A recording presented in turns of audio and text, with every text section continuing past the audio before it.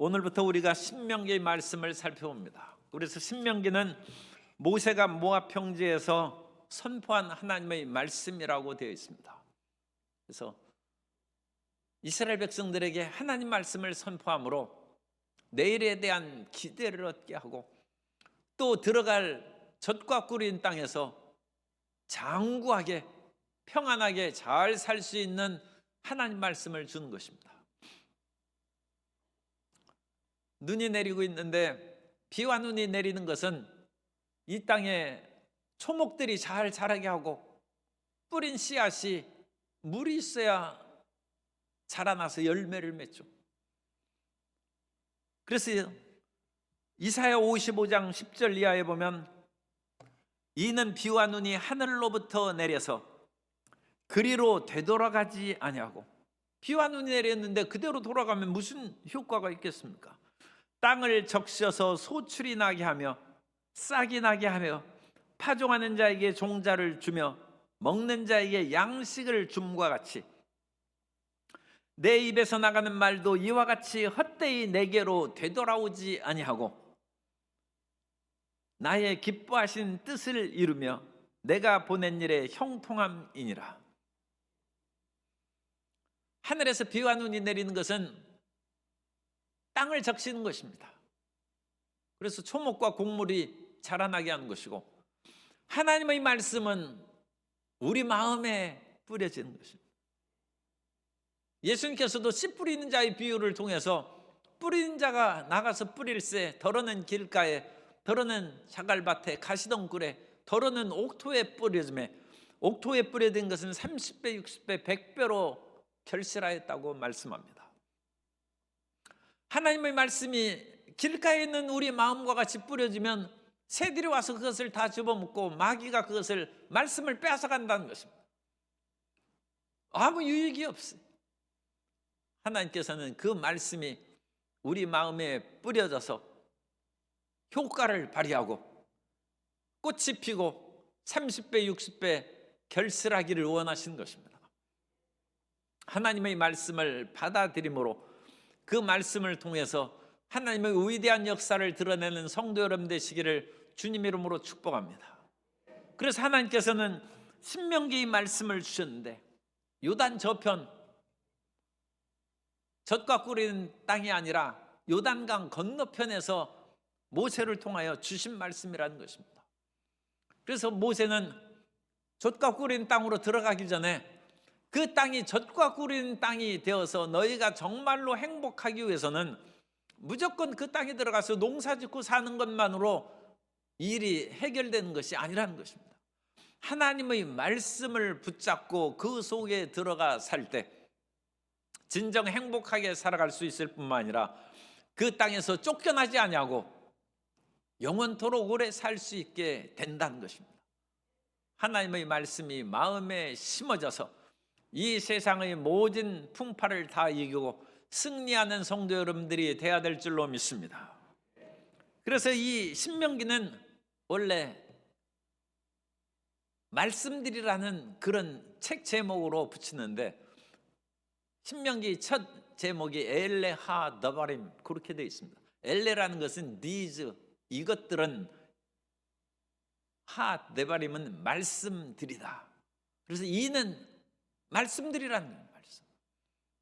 그래서 신명기는 말씀들이라는 책이에요. 말씀. 하나님께서 모세에게 정말로 이스라엘 백성들이 행복하게 살아갈 수 있도록 말씀을 내려주셨던, 지난번에는 동복 때문에 물이 고갈되어서 식수까지 걱정하는 상황이 됐는데 이제는 이 가을 초겨울까지 비가 많이 내리고 눈이 내려서 뭐 그런 물 걱정은 안 하게 됩니다만, 이런 물이 내림으로써 사람과 동식물이 다 살아갈 수 있는 것이죠. 그런데 사람이 떡으로만 사는 것이 아니에요. 초목과 씨앗을 뿌려서 거기에 나오는 육체의 양식으로만 사는 것이 아니라 하나님의 입에서 나오는 말씀으로 사는 것입니다. 그럼 그 말씀이 어디 있습니까? 성경에 있다는 거예요. 우리가 식량을 구하기 위해서 끊임없이 취직을 하려고 이 회사 저 회사 9급 공무원 6급 공무원 시험을 끊임없이 보러 다니면서 일자리를 찾아요. 일용할 양식을 얻기 위해서. 그러나 우리 마음에 진정한 평화와 담대함과 승리는 땅에서 나오는 육의 양식, 떡으로만 되는 것이 아니라 하나님의 입에서 나오는 말씀이 우리 마음 가운데 평안함을 주고 담대함을 주고 행복한 인생을 살게 할 줄로 믿습니다. 그래서 이것들이 말씀이란 거예요. These 엘레 하 데바림. 그래서 이 말씀을 우리에게 주셨다는, 그것이 신명기 뜻이에요. 그러므로 마음이 쓸쓸하면 덕수궁 돌담길을 걷지 말고 신명기를 읽으시기 바랍니다. 그러면 신명기 속에서 하나님께서 우리 마음의 갈급함을 채워줘요. 그 마음에 하나님의 용기와 내일에 대한 희망을 불어넣어 주는 것입니다. 그래서 하나님께서는 하나님을 대면해서 본 그 위대한 선지자 모세가 그 후로도 일어나지 않았다고 성경은 말씀하는데, 그 모세를 통하여 이 귀한 말씀을 주신 것입니다. 신명기 31장 24절 이하에 보면 모세가 이 율법의 말씀을 다 책에 써서 마친 후에, 신명기 31장에 신명기가 34장까지 되어 있어요. 그래서 그 이후는 이제 부록입니다. 32장부터. 그래서 31장 끝에서 이 율법의 말씀을 다 책에 써서 마친 후에 모세가 야훼의 언약궤를 메는 레위 사람에게 명령하여 이르되, 이 율법책을 가져다가 너희 하나님 야훼의 언약궤 곁에 두어 너희에게 증거가 되게 하라. 그래서 이 신명기 말씀을 언약궤 곁에 두어서 항상 증거로 삼으라고 했습니다. 그런데 그 이유는 부록이라고 그랬죠. 그 이유는 다른 내용이 첨가되었는데, 그 첨가된 내용 가운데 중요한 것은 모세의 죽음 이야기입니다. 그래서 신명기 34장 5절 이하에 보면, 이에 야훼의 종 모세가 야훼의 말씀대로 모압 땅에서 죽어 벳볼 맞은편 모압 땅에 있는 골짜기에 장사되었고 오늘까지 그의 묻힌 곳을 아는 자가 없느니라. 이 구절은 모세의 제자인 여호수아가 썼거나 다른 선지자가 쓴 것으로 그렇게 보이고 있습니다. 그래서 모세가 전한 말씀을 다 정리하고 그의 죽음까지 정리함으로 신명기가 끝나고, 따라서 모세가 기록한 창세기, 출애굽기, 레위기, 민수기, 신명기, 그것을 모세 오경이라고 부르는 이유가 여기까지가 모세가 이제 성경을 기록하고 그 사역을 마치고 주님 나라로 돌아가는 것입니다. 그래서 모세는 이스라엘 백성들을 애굽에서 이끌어내고 광야에서 반석을 쳐서 물이 나오게 하는 놀라운 기적을 많이 행했어요. 그러나 그 모든 것을 만나를 먹고 반석에 나오는 물을 먹은 이스라엘 사람들은 다 죽었어요. 다 사라져버렸어요. 그러나 오늘날까지는 우리는 하나님의 말씀을 대하고 있습니다. 영원토록 우리에게 남아있는 것은 하나님의 말씀인 것입니다. 그러므로 이 모세가 우리에게 남긴 그 말씀을 우리 마음 가운데 받아들이면, 우리 가운데 애굽에서 있는 수많은 그와 같은 세력들이 우리를 억압할 때 우리에게 자유와 해방을 주게 될 줄로 믿습니다. 여전히 이 세상에는 속박이 있고 애굽의 그 사람들이 이스라엘 백성들을 괴롭힌 것처럼 억압이 많이 있습니다. 그런 억압에서 벗어나기 위해서 몸부림치는데 이 세력들이 애굽의 바로 왕처럼 힘이 있고 고집이 세가지고 우리를 억압하는 것을 놔주지 않아요. 그러나 우리가 믿는 하나님은 더 강하십니다. 그러므로 하나님께서 모세를 통하여 남기신 이 말씀을 우리가 받아들이면, 모세가 이스라엘을 해방시킨 것은 말씀의 능력인 것입니다. 오늘날 이 말씀을 받아들이면 모세가 이스라엘 백성들에게 자유와 해방을 준 것처럼 말씀이 우리에게 자유와 해방을 주어서 그 속박을 억압을 벗어나게 해주고, 일용할 양식이 없을 때 하늘에서 만나가 내리고, 목마를 때 반석에서 물이 나오게 하는 기적이 신명기의 말씀을 통하여 나타나게 될 줄로 믿습니다. 그 말씀을 통하여 응답받고 기적을 체험하는 성도 여러분이 돼야 될 줄로 믿습니다. 이사야 40장 6절 이하에 보면, 말하는 자의 소리여 가로되 외치라. 대답하되 내가 무엇이라 외치리까? 가로되 모든 육체는 풀이요 그 모든 아름다움은 들의 꽃 같으니 풀은 마르고 꽃은 시듬은 야훼의 기운이 그 위에 부음이라. 이 백성은 실로 풀이로다. 풀은 마르고 꽃은 시드나 우리 하나님 말씀은 영원히 서리라 하라. 방송실에서는 열심히 일을 했는데 제가 설교하기 전까지 원고를 고칩니다. 그래가지고 이 말씀은 내가 어제 보낸 거에 없어요. 그런데 오늘 아침에 다시 말씀을 이렇게 준비하다 보니까 이 말씀을 넣어야 되겠더라고요. 그래가지고 제가 또 넣어서 그걸 고쳤어요. 인생은 풀이고 그 모든 영화가 풀의 꽃과 같다는 거예요. 풀은 시들고 꽃이 떨어지는 것처럼 성도 여러분, 2024년을 기다립니까? 아니면 나는 늙기 싫다고 2024년을 거부합니까? 인생은 지나가는 거예요.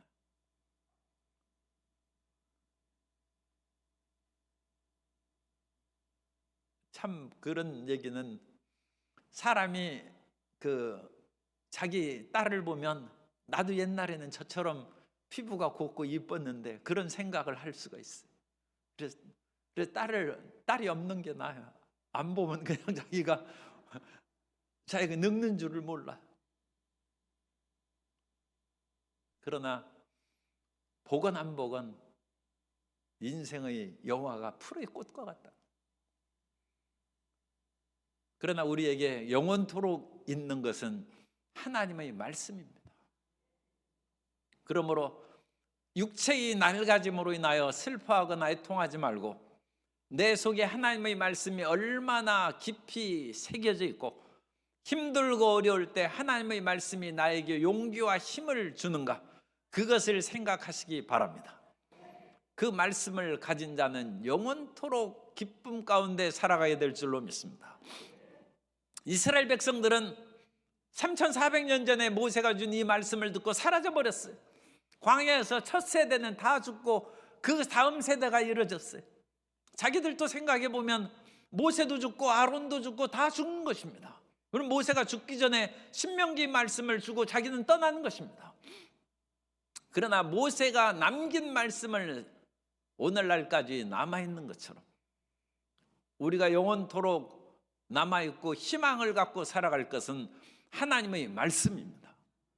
우리의 청춘도 사라지고 물질도 사라지고 그야말로 기세등등하게 떵떵거리며 살던 권력과 지위의 자리도 권불 10년에 권력도 10년을 못 간다고 해서 사라져버린 것입니다. 그러나 우리는 담대하게 항상 살아갈 수 있는 것은 따라서 내겐 하나님 말씀이 있습니다. 내겐 하나님의 말씀이 있다는 것으로 항상 긍지와 자부심을 삼게 되시기를 주님 이름으로 축복합니다. 그 말씀이 신명기의 말씀이에요. 그래서 언제 어디 떠든지 내가 이 하나님의 말씀이 내 속에 있는가, 신명기의 말씀을 내가 기억함으로써 담대하고 힘차게 살아가고 있는지 그것을 살펴보시기를 바랍니다. 그래서 이 신명기의 말씀은 하나님의 언약입니다. 그래서 신명기 형식적인 구조로 보면 우리에게 약속을 주신 말씀, 그 하나님의 약속은 반드시 이루어지는 것입니다. 그런데 이 약속의 구조를 쉽게 이해할 수 있기 위해서 옛날에 어떤 왕이 이제 주변 나라들을 다 정복했어요. 그리고 나서 내가 이제 정복자 왕이고 너희는 신하된 백성들이 되었은즉 내가 너희에게 명령한 모든 말을 지키고 순종하면 너희 앞길이 평안할 것이고 또한 나의 곳간에서 풍성한 먹을 것을 주고 또한 외적의 세력이 밖에서 쳐들어오면 내가 나가서 그들을 물리쳐 줄 것이다. 그 대신에 너희는 딴 마음을 품지 말고 나의 백성답게 내 목소리를 청종하고 순종하여 나의 규례를 지켜라. 그것을 종주권 계약이라고 합니다. 종주라는 것은 왕이라는 뜻이에요. 내가 왕으로서 여러 신하 백성들에게 이와 같은 요구를 하니까 그 요구를 지키면 너희가 평안하게 살 수 있다는 것입니다. 그런데 신명기가 그와 같은 종주권 계약의 양식으로 기록됐어요. 그러면 하나님이 왕이시라는 거예요. 하나님의 왕이시니까 하나님의 말씀에 우리가 순종하면 우리가 평안한 거예요. 하나님 말씀에 순종하면 일용할 양식이 우리에게 임하는 것이고 하나님 말씀에 순종하면 마귀나 대적의 원수의 세력이 우리를 공격할 때 하나님이 지켜주신다. 그래서 하나님께서 모세를 통하여 우리에게 묻는 것입니다. 너희가 너희 마음대로 불순종해서 살겠느냐 아니면 나의 언약의 말씀을 순종하고 지키며 살겠느냐. 오늘 성도 여러분에게 묻습니다. 하나님 말씀을 지키고 살겠습니까? 나는 내대로 살겠습니까? 그걸 대답해야 돼요. 그것을 지금 뭐 대답 안 해도 마음으로 대답해야 돼요. 내가 하나님 명령을 지키겠느냐 아니면 하나님 아무래도 나는 내가 인생의 주인이 되어서 나는 내 식대로 살겠습니다. 그것을 대답하라는 거예요. 신명기는 그것을 촉구하는 거예요. 모세를 통하여 하나님께서 이스라엘 백성들에게 말씀을 주시고 너희가 이 말씀을 순종하겠느냐 불순종하겠느냐 너희가 선택하라는 것입니다. 그래서 이 선택의 과정을 통하여 하나님께서 우리에게 은혜를 주실 수 있고 불순종하면 우리에게 저주가 임한다는 것입니다. 신명기 11장 26절 이하에 보면 내가 오늘 복과 저주를 너희 앞에 두나니 너희가 만일 내가 오늘 너희에게 명하는 너희 하나님 야훼의 명령을 들으면 복이 될 것이요 너희가 만일 내가 오늘 너희에게 명령하는 도에서 돌이켜 떠나 너희 하나님 야훼의 명령을 듣지 아니하고 본래 알지 못하던 다른 신들을 따르면 저주를 받으리라. 인생에는 복과 저주가 뒤섞여 있는데 사람들은 복을 찾아서 헤매고 저주가 오는 것을 두려워하고 피해 다니는데 성경은 복과 저주가 그냥 어떤 사람에게 임하고 어떤 사람에게는 뭐 고통이 임하고 그것이 아니라 자기가 선택한다.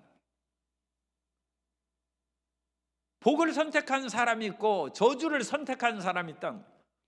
그런데 저주를 선택한 사람이 어떻게 서 있느냐? 사람이 저주를 좋아할 사람이 어디 있어요? 그런데 성경은 말씀합니다. 하나님의 말씀은 복입니다. 그런데 하나님 말씀을 저버리고 다른 사람의 말을, 다른 귀신의 말을 또는 자기 생각을 따라서 산 사람은 스스로 저주를 선택한 것이라. 그것이 신명기의 가르침입니다. 그래서 하나님께서는 공평하신 거예요. 내가 너희 앞에 복과 저주를 놔뒀다는 것입니다. 너희가 고르라는 것입니다. 하나님 말씀을 선택함으로 하나님의 복 가운데 들어가겠느냐 아니면 하나님의 말씀을 버리는 거예요. 그러므로 저주 가운데 들어가겠느냐. 우리가 잘 아는 것처럼 어찌 그런 일이 있겠나 싶어도 사울왕이 그 일을 하지 않습니까? 하나님께서 사무엘을 통해서 사울왕에게 아말렉 사람을 진멸하라고 말씀을 주셨어요. 그런데 사울왕이 가서 보니까 하나님 말씀대로 행하기가 이게 합리적이 못하다는 거예요. 아니 이 아까운 양과 소의 좋은 것들을 왜 다 죽이고 널 없애라고 했는지 난 도통 이해가 안 된다 해가지고 사울 왕뿐만 아니라 그와 함께한 군사들, 그 무리들이죠. 무리들이 이 가운데 좋은 것은 하나님께 드리고 또 이 양이 무슨 죄가 있느냐, 우리가 잡아먹기도 하고 이것을 키워서 종자가 좋으니까 우리 살림에 보태 쓰는 것이 좋겠다 해서 하나님 말씀을 거역했다는 거예요. 사울과 그 무리들이 하나님 말씀을 버렸다는 거예요. 하나님 말씀을 버렸으므로 사무엘이 얘기합니다. 하나님께서도 왕을 버리셨다. 왕이 하나님 말씀을 버렸으므로, 하나님 말씀을 버리는 것은 하나님을 버리는 것입니다. 그러므로 하나님께서도 왕을 버려서 왕이 되지 못하게 하시나이다. 우리 인생의 복과 저주가 우연히 다가오는 것이 아니라 내가 하나님 말씀을 듣고 지키면 말씀 속에 나오는 생명과 평안과 건강과 형통의 복이 임할 것이고, 하나님 말씀을 버리면 하나님 말씀을 버린 속에서 나오는 죽음과 질병과 저주와 온갖 삶의 고통과 낭패가 대신 다가온다는 것입니다. 오늘 우리에게 얼마든지 인생을 바꿀 수 있는 기회가 있습니다. 그 인생을 바꿀 수 있는 기회는 신명기의 말씀을 붙잡는 거예요. 하나님 말씀을 붙잡는 거예요.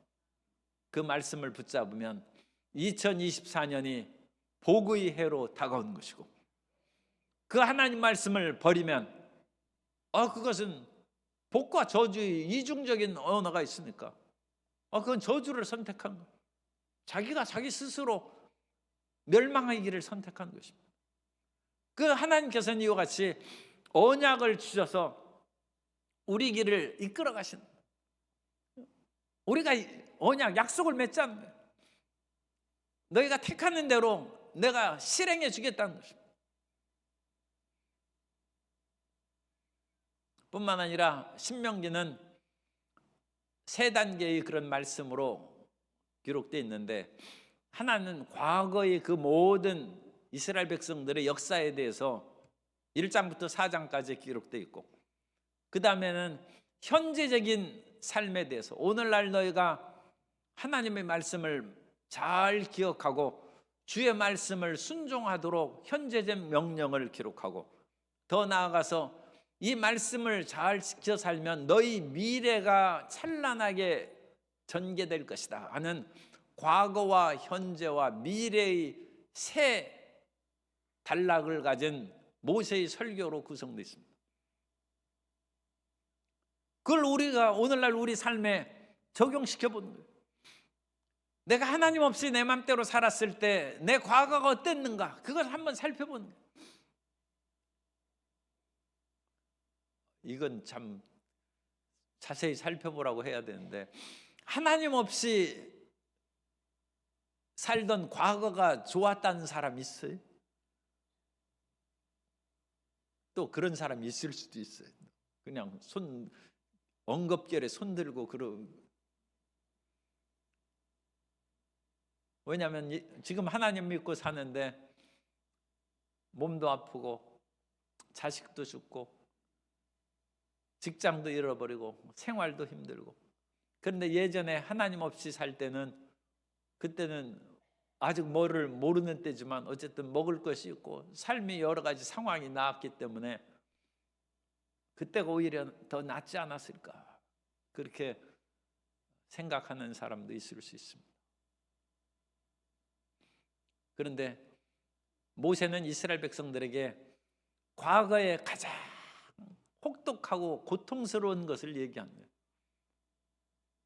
그래서 이 과거는 뭐예요? 너희가 애굽에서 노예로 살았다.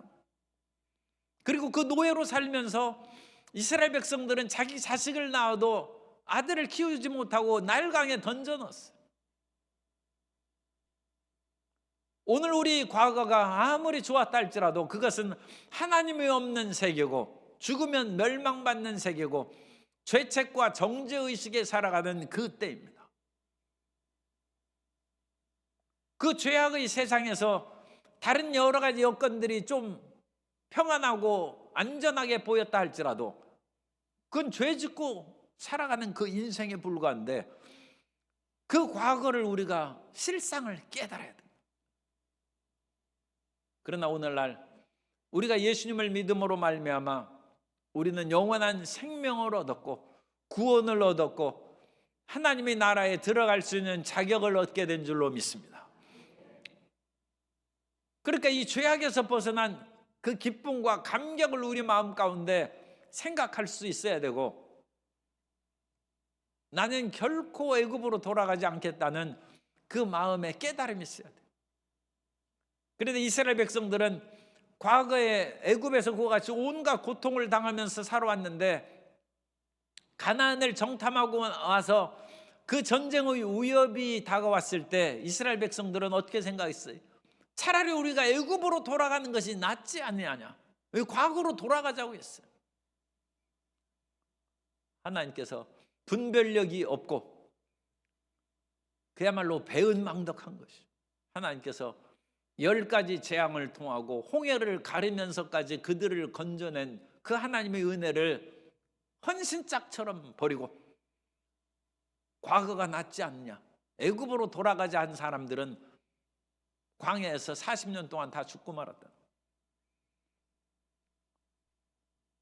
예수님을 믿는 것이 가장 큰 행복임을 깨닫게 되시기를 예수님의 이름으로 축복합니다. 예수님을 믿는 것이 얼마나 큰 하나님의 은혜인가, 우리가 그것을 깨닫지 못하면 현재의 고난에 대한 답변을 할 수 없어요. 그러나 현재 아무리 힘들고 어렵다 할지라도 우리에게 주신 천국과는 비교할 수 없습니다. 현재의 고난은 장차 우리에게 임할 영광과 족히 비교할 수 없다. 그 위대한 지혜의 깨달음이 모든 성도님의 마음에 충만히 임하고, 따라서 이 현재의 어려움과 고난을 넉넉히 이기고 이 현재의 모든 세상의 유혹을 극복하며 살아가는 성도 여러분 되시기를 주님의 이름으로 축복합니다. 그래서 오늘날에도 이 갈등 가운데 있어요. 갈등 가운데 있을 때에도 나는 하나님을 말씀을 선택한다, 나는 하나님의 길을 걸어간다, 그것으로 인하여 미래가 결정됩니다. 그래서 과거와 현재와 미래의 이 상황을 모세가 세 편의 설교를 통해서 이 세 단락으로 이제 구분이 된다는 그걸 우리에게 가르쳐 주는. 그래서 신명기는 구약 성경에 창세기로부터 말라기까지 39권이 있는데, 헤르만 같은 구약학자는 신명기 한 권이 구약의 중심이라고 했어요. 중심. 그래서 이 신명기를 읽고 또 읽으면 하나님의 그 모든 것들을 분명하게 깨달을 수 있다는 거죠. 그래서 구약 성경을 다 읽어야 되지만, 구약 성경을 다 읽어본 후에 성도 여러분은 또 내가 집중적으로 공부하고 읽을 것이 무엇인가 고를 때 신명기를 선택해서 신명기를 읽고 쓰고 끊임없이 그 내용을 마음에 새기면 하나님께서 우리에게 찬란한 미래로 이끌어 주실 줄 믿습니다. 예수님께서 침례를 받으신 후에 성령에 이끌려 광야에서 시험을 받으시는데 40일의 금식이 끝날 즈음에 마귀가 왔어요. 그러면서 예수님이 40일 금식하셨는데, 예수님은 하나님의 아들이실 뿐만 아니라 우리와 똑같은 육체를 가진 사람입니다. 그러니까 마리아의 몸에서 태어났으니까 인간이시죠. 인간. 그 인간이신 예수님이 40일을 굶으셨으니까 얼마나 시장하겠어요. 그래서 마귀가 인간의 육체의 연약함을 알기 때문에 예수님은 하나님의 아들이니까 능력이 있으시죠. 이 돌들을 명하여 떡을 만들어 먹으라는 거예요. 하나님이 주신 능력으로 자기의 구복을 채우고 자기 유익을 위해서 일하라, 그렇게 이제 마귀가 유혹한 것입니다. 그때 예수님께서는 하나님의 능력을 내 육신적인 유익을 위하여 나의 욕심을 채우는데 쓸 수 없다. 그러므로 신명기에 있는 말씀으로 사람이 떡으로만 사는 것이 아니오 하나님의 입에서 나오는 말씀으로 살 것이다. 이 신명기의 말씀으로 마귀의 유혹을 물리쳤어요. 그러자 마귀가 예수님을 성전의 높은 꼭대기로 예수님을 모셔가지고 거기서 뛰어내리라는 거예요. 그러면 그 성전의 높은 곳에서 예수님이 뛰어내리는데 하나도 다치지 않으면 모든 사람이 예수님을 존경하고 추앙하고 이건 하늘로부터 오신 분이다, 그렇게 이제 떠받들 것이다, 그와 같이 유혹한 것이죠. 그때 예수님께서는 신명기 6장 16절 말씀처럼 너희가 마사에서 시험한 것 같이 너희 하나님 야훼를 시험하지 말라. 우리는 하나님께서 정말 나를 사랑하시면 이런 일을 이루어 주신 것이 좋지 않겠습니까 하고 하나님 앞에 어떤 사실을 간구한 일이 있습니다. 그러나 그것을 통하여 하나님을 시험하는 그런 일이 된다면 그건 우리가 범죄하는 것입니다. 갈릴리 바다에서 베드로가 물 위를 걷는 것처럼 하나님 저도 믿사오니 물 위를 걷게 해주십시오 해서 물 위를 뛰어드는 것은 하나님을 시험하는 거예요. 하나님께서 특별히 어떤 위급하고 필요한 때가 있으면 베드로처럼 물을 걷게 해주실 때도 있겠죠. 그러나 사람들 앞에서 제가 얼마나 능력 있고 기도응답을 잘 받는 사람인지 사람들 앞에 저 자신을 내세울 수 있도록 하나님 물 위를 걷게 해주십시오. 그것은 성경의 다른 말씀하고 배치되는 거예요. 하나님을 시험하지 말라는 것입니다. 우리는 끊임없이 이 세상의 부귀영화를 위하여 기도하는데 마귀가 예수님께도 그와 같은 유혹을 했어요. 천하만국의 영광을 다 보여주면서 이 모든 것을 나한테 절하면 주겠다는 거예요. 그래서 예수님께서 신명기 6장 13절 말씀을 가지고 내 하나님 야훼를 경외하며 그를 섬기며 그의 이름으로 맹세할 것이니라. 그래서 내 하나님 야훼를 경외하고 하나님 외에는 우리가 아무것도 절하고 경배해서는 안 될 줄 믿습니다. 하나님만 경배하라. 그래서 이 신명기 말씀을 가지고 예수님께서 마귀를 물리쳤어요. 그러므로 신명기 말씀을 읽고 묵상하고 기억하면 우리에게 다가오는 마귀의 유혹을 우리가 다 물리칠 줄로 믿습니다.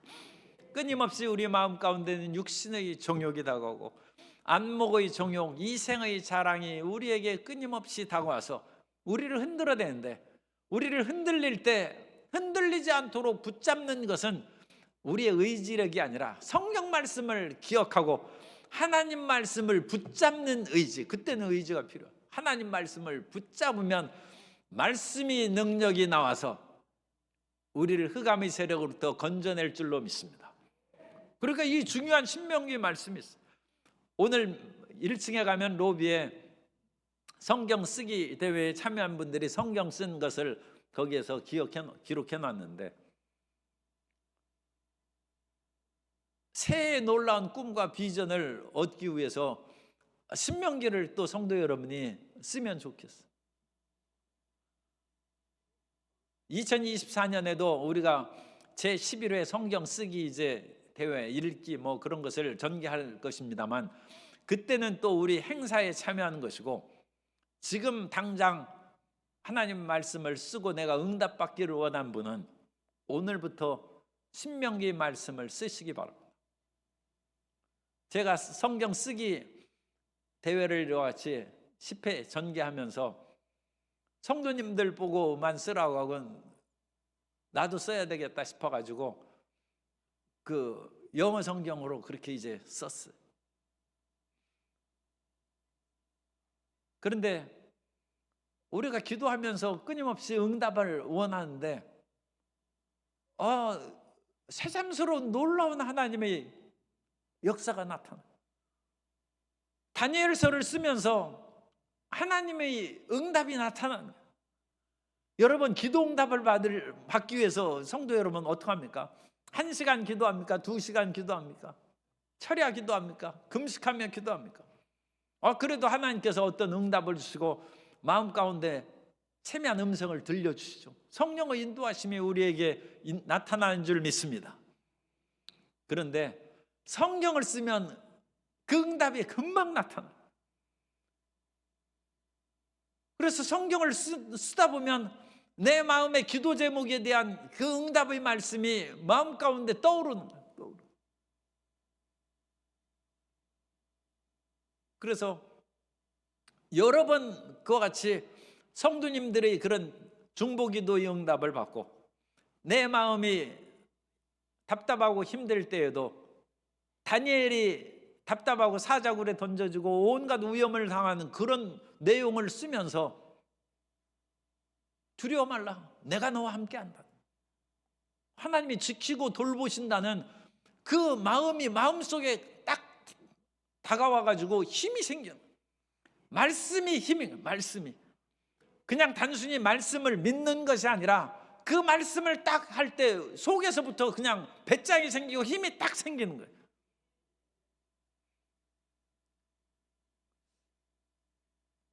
보약을 먹으면 보약을 먹어가지고 금방 힘이 세지는 그런 경우가 뭐 별로 모르는데, 성경에 보면 사울의 아들 요나단이 시장하고 있을 때 지팡이에 야생 꿀을 딱 찍어 먹어가지고 딱 입에 대니까 눈이 밝아져. 이거 굉장히 효력이 있는 것이죠. 사람이 너무 배고프고 힘이 없을 때 밥 한 숟가락이라든지 아니면 차 한 모금 딱 마실 때 눈이 확 뜨이고 밝아지는 그런 체험은 성도님들이 할 수 있어요. 그런 것처럼 삶에 고달프고 짓눌리고 평안함이 없을 때 하나님 말씀을 쓰면서 그 말씀이 딱 들어올 때 눈이 열리고 용기와 담대함이 생기고 하나님의 세미한 음성이 마음에 들리는 체험이 있다는 거예요. 그 은혜가 성도 여러분에게 임하게 되시기를 주님 이름으로 축복합니다. 그래서 이 말씀이 힘이고 능력이고 하나님의 응답인 것입니다. 그래서 귀신이 와가지고 사람을 막 괴롭히고 그럴 때 기도해가지고 귀신이 잘 안 떨어져요. 온갖 마음의 우울증과 답답함이 있는데 그것이 쉽게 떨어지겠어요? 그때 성경을 쓰는 하나님의 말씀이 마음에 쓰여져서 기록되기 시작하면 귀신이 우리를 붙잡고 있던 손을 더 이상 붙잡지 못하고 그 손을 놓고 떨어져 나가게 된 줄 믿습니다. 말씀 신앙의 위대한 역사가 성경에 많이 나옵니다. 어떤 백부장 하인이 병에 걸렸어요. 그러자 그 백부장이 예수님께 나아가서 내 하인이 지금 병에 걸렸으니까 치료해달라고 했어요. 그러다가 백부장이 예수님 앞에 나가서 말씀합니다. 예수님께서 감히 저희 집에서까지 오셔가지고 이 하인을 치료하는 것을 정말 너무 송구하고 나는 감당할 수 없다는 거예요. 그러므로 단순히 말씀만 하옵소서. 마태복음 8장 19절 이하에 보면 나도 남의 수하에 있는 사람이요 내 아래도 군사가 있으니 이더러 가라 하면 가고 저더러 오라 하면 오고 내 종도로 이것을 하라 하면 하나이다. 예수께서 들으시고 기이 여겨 좇는 자들에게 이르시되 내가 진실로 너희에게 이르노니 이스라엘 중 아무에게서도 이만한 믿음을 만나보지 못하였노라. 또 너희에게 이르노니 동서로부터 많은 사람이 이르러 아브람과 이삭과 야곱과 함께 천국에 앉으려니와 나라의 본 자손들은 바깥 어두운 데에 쫓겨나 거기서 울며 이를 갈미 있으리라. 예수께서 백부장에게 이르시되 가라 내 믿은 대로 될지어다 하시니 그 시로 하인이 나으니라. 하나님의 말씀을 듣는 순간 병이 치료된다. 옛날에도 그것은 어명이라고는 하지 않습니다. 어쨌든 그 망나니가 이제 사형장에서 그야말로 목을 자르려고 이제 해서 칼춤을 추고 딱 벨려는 순간에 금보도사가 어명이요 하고 와서 딱 하면 칼을 딱 멈춰. 왕이 온 것도 안 해. 왕의 말을 전강, 왕의 살려주라는 그 말을 전한 그것으로 인하여 말이 산 거예요. 하나님의 말씀은 왕의 오명보다 더 위대한 하늘과 땅을 지은 말씀입니다. 그러므로 그 하나님의 말씀을 우리가 선포하고 그 말씀을 받아들일 때 귀신이 떠나가고 죽을 생명의 치료 역사가 나타나게 될 줄로 믿습니다. 말씀의 소중함을 마음에 깊이 깨달아서 어찌됐든지 그 말씀을 받아들여서 새로운 창조의 세계를 이끌어 나아가고 그 말씀이 내 속에 있으므로 이 세상의 그 어떤 것도 줄 수 없는 담대한 마음이 성도 여러분에게 임하게 되시기를 주님 이름으로 축복합니다. 그 말씀의 가득한 향연이 축제가 신명기 말씀이라 엘레하 더바림, 이것들이 말씀이라. 그 말씀이 신명기입니다. 이 말씀을 오늘부터 이제 살펴볼 때 성경 이것을 그 마음에 새긴 분들은 이거 쓰기 어렵지 않아요. 시간이 좀 오래 걸리겠습니다만 오늘은 1절부터 5절까지만 집에 가서 쓰면 돼요. 다음부터는 6절부터 또 뭐 한 10여 절 그렇게만 쓰면 그것도 큰 도움이 돼요. 그러나 보다 집중적으로 써서 그 말씀을 마음에 새김으로써 하나님의 기적과 능력을 체험하는 성도 여러분 되시기를 예수님 이름으로 축원합니다.